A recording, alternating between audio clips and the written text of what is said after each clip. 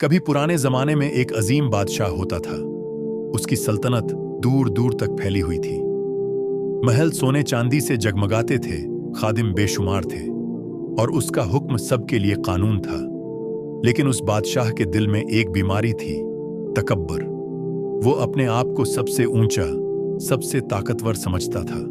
जब कभी उसके दरबार में कोई आता, वो गुरूर से कहता, देखो, ये सब मेरी वजह से जिंदा हैं। अगर मैं चाहूं तो उनकी सांसें भी बंद कर दूं। मेरा तख्त जमीन पर अल्लाह के तख्त जैसा है।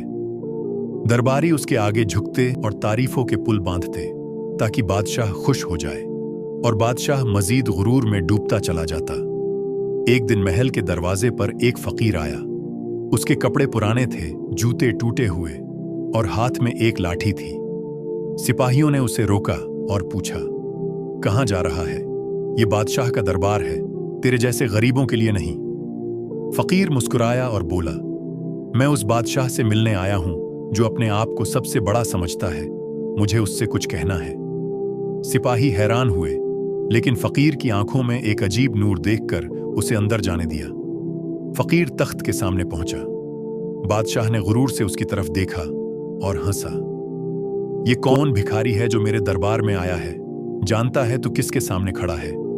मैं इस दुनिया का सबसे ताकतवर बादशाह हूं। फकीर सुकून से बोला, ऐ बादशाह, तू बड़ा है, मगर कितना बड़ा है?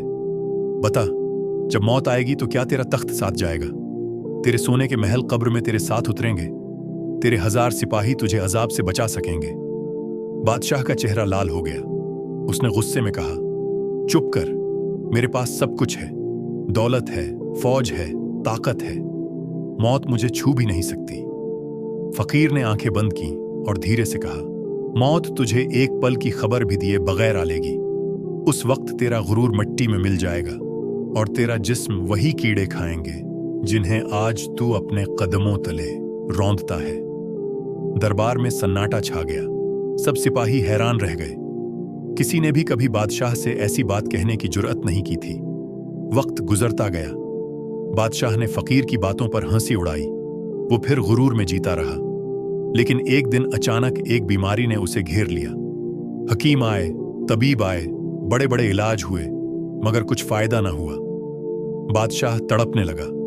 उसने अपने खादिमों से कहा, मेरे सोने चांदी को ले जाओ और मौत को रोक लो। मेरी फौज को कहो कि मौत से लड़े। लेकिन मौत के सामने कोई ताकत काम न आई।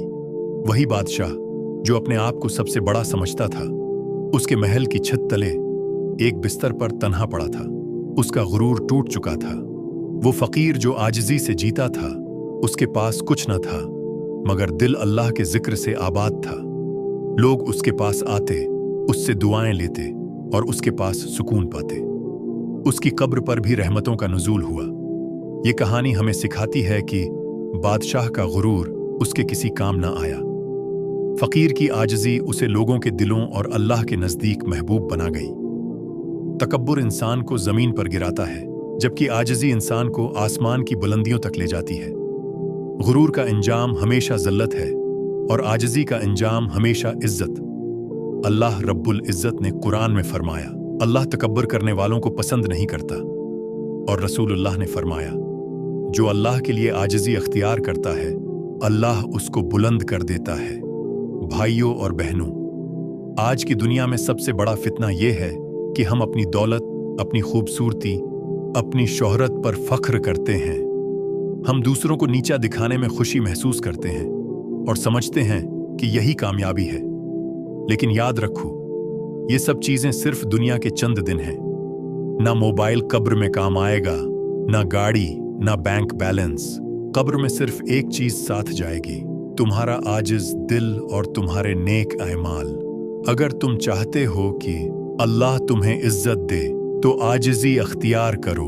अपने माँ बाप के सामने झुके और उनसे आजिजी से पेश आओ। बड़ों की इज्जत करो, छोटों पर शफकत करो और सबसे बढ़कर अल्लाह के हुक्मों को मानो और तकवा इख्तियार करो। यही आजिजी है, यही कामयाबी है।